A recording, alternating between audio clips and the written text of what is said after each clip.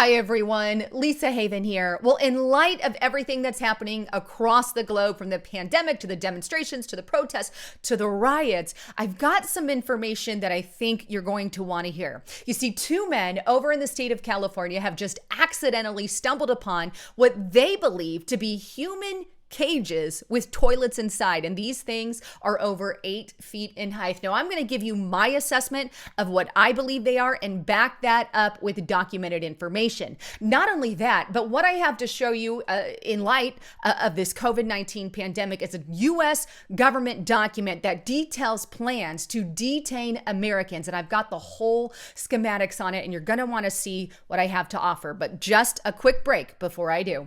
You've likely already heard the laundry list of benefits that turmeric has. In fact, users have been reporting feeling and looking younger, having more energy, and even clarity of mind. Turmeric was praised in ancient times in India, in China, in the Middle East, in Hawaii, and many other parts of the world. The health-boosting effects of turmeric are true. But what most people don't know is that in order to get the best benefits, you have to consume the right kind of turmeric. It's difficult, if not downright impossible, to get enough turmeric in your diet, and that's why we created this powerful turmeric formula. This turmeric pill combines the beneficial compounds found in turmeric, plus 4 ingredients. Those 4 ingredients are ashwagandha, CoQ10, centria, and vitamin C, 160% of the daily recommended value to be exact. Once you start taking this amazing ageless body glow pill, then not only will your body have the support that it needs to have that younger looking skin, but you'll also have more energy, more clarity of mind, as well as healthier looking eyes. Now, this product has done wonders for me, and right now you can get it at agewithlisa.com. Plus, it's non-GMO and it doesn't contain any of those harmful artificial ingredients. In fact, it's independently lab tested to, well, show its potency and its purity. So get yourself a bottle today at a massive discount by heading on over to agewithlisa.com. And not only are we offering a major discount, but we're also giving it away with free shipping, not to mention a 60-day money-back guarantee. So check it out and take advantage of this special offer at agewithlisa.com. All right, back to the broadcast. All right, so let's start first with what these gentlemen discovered over in California, and I want you to see the footage for yourself, so I'm going to play it for you. But here we are on the Twitter page that released it. I'm going to play it without sound because these guys were cussing throughout, but you can see the cages here that they're referencing are all these big cages, and you can see there's quite a few of them. I would say maybe even up to 100, and right here, as this scrolls in a little bit, so you can see this, you can see the toilet right there, clear as day that they have toilets inside of them. So they're obviously meant for people, especially the size that they are, because somebody could easily fit through the doors on these things. But this is the footage that they have.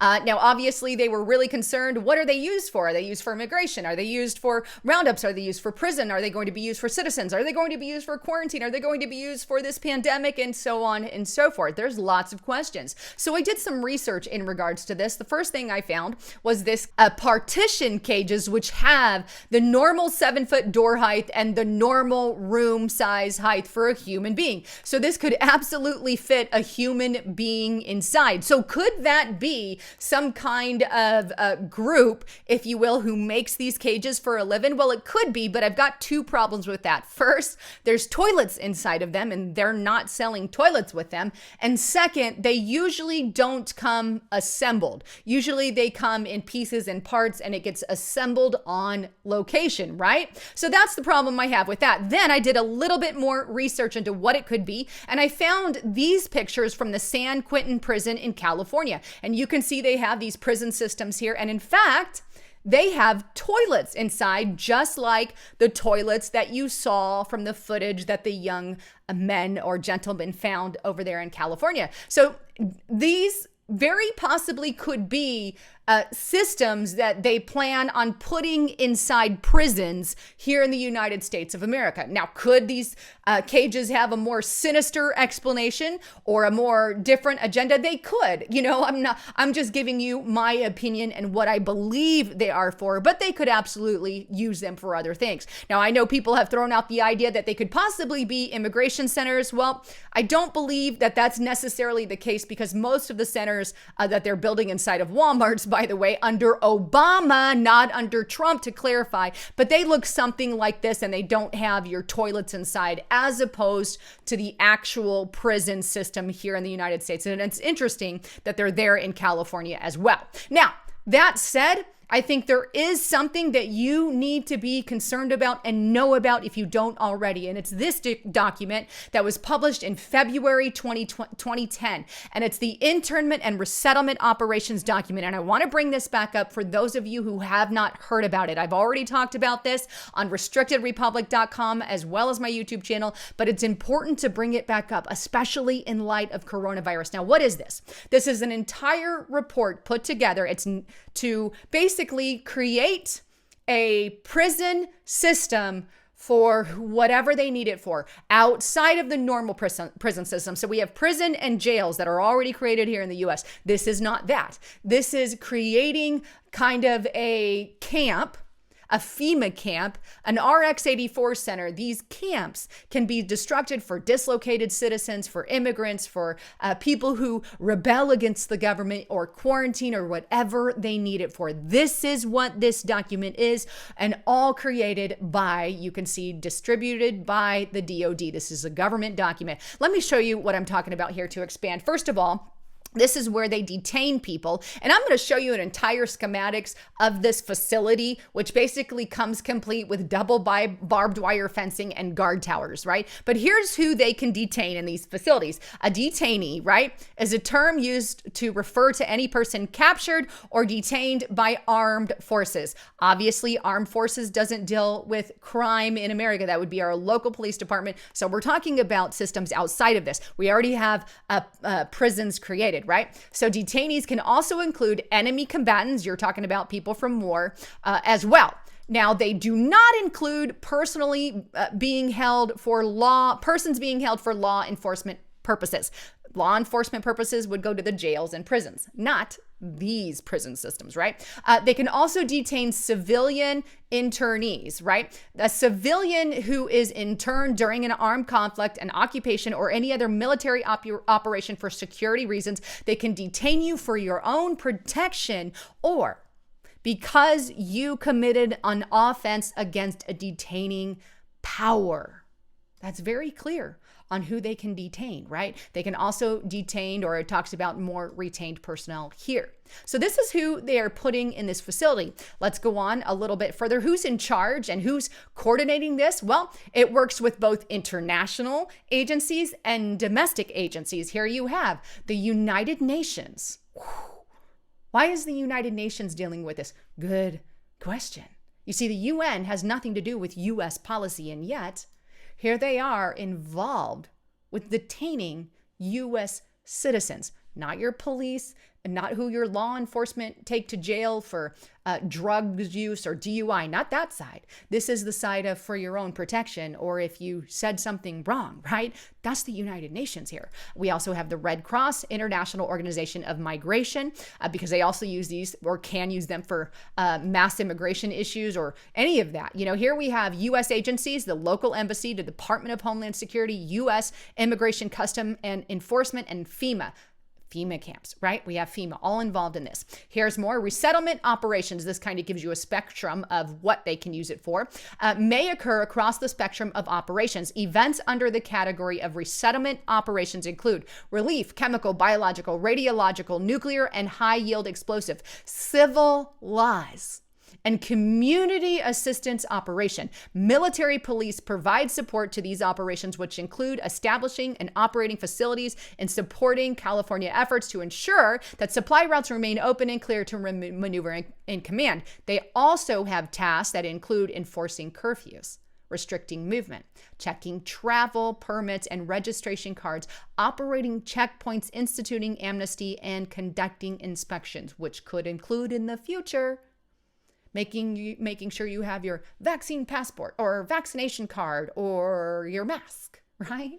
These are things that we could see in the future, but this is what the resettlement operations does as a whole. And you can see all the page numbers here in the lower left-hand corner for any of those that you want to reference.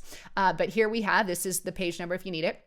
Also included, they have psychological operation officers. You know, over in China, and I've shared this on Restricted Republic and my channel here, that they have re-education camps in China. Well, here in the US, we may not have them functioning up and ready, but we have the ability to do it. And we already have created the positions and hired people. Here's a psychological operations officer. This is the one that's going to serve in these facilities, these detainment facilities, right? And here's what they do, right? They develop PSYOP products that are designed to pacify and acclimate detainees to accept authority and regulations. Yes, you read that right. This is in the United States of America. This is a government document. That means they can psychologically teach you, retrain the brain, re-educate you to comply to authority and regulations. Gains the cooperation of detainees or dislocated citizens, that's what DC means, to reduce the number of guards needed. Identify trained agitators, political leaders within the facility who try to resist or create disturbances. We're not talking about people who have committed a crime here. We're talking about people who have been detained for fill in the blank, right? Develops and executes indoctrination programs to reduce or remove antagonistic attitudes and identifies political activists. Yes, you heard and saw that right. And this is the page number here you guys can reference, right? Moving on a little bit. Here's how they plan on getting people to the facility. You can walk by foot, methods to get them to the prison camp or FEMA camp, wheeled vehicle, just by car, by bus. They actually have buses. That sounds eerily similar to, buses and trains, right? Cargo, transportation, and rails. Here we have rails. This sounds eerily similar to something that happened in Nazi Germany. That's terrifying. Talking about mass transportation, which means they want the ability to transfer huge amounts of people. This is why you would reference trucks and rails, helicopters, and even airplanes here. So they've got all these methods of transportation to get to these facilities. Why do they need that? Good question, right?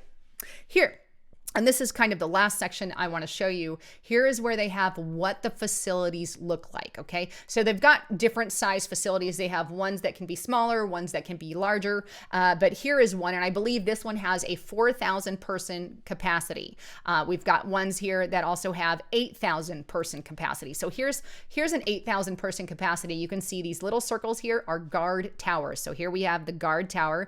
You can see in this little box here at the bottom. Not only that, but it comes with these dotted lines. That is double barbed wire fencing, single barbed wire fencing and single barbed wire fence with obstruction. So these are double barbed wire. So you have two sets of barbed wire and you have towers, right? With armed soldiers inside. This is like this is a prison. That's what it is. And you can see some of the roads that go around it and whatnot there. And the same with the 4,000 square foot facility here. You've got all the same scale and legends here that you can see all the information. And of course, you've got a smaller facility for 300 capacity person. This is more of a smaller one, but this is the kind of stuff.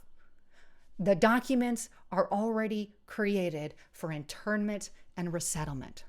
Right? And right now, let me show you what's happening in New Zealand. This is on greatmedia.com. New Zealand to put COVID-19 patients into mandatory quarantine camps. In a move right out of George Orwell's 1984, New Zealand has announced it would put all COVID patients into mandatory quarantine camps.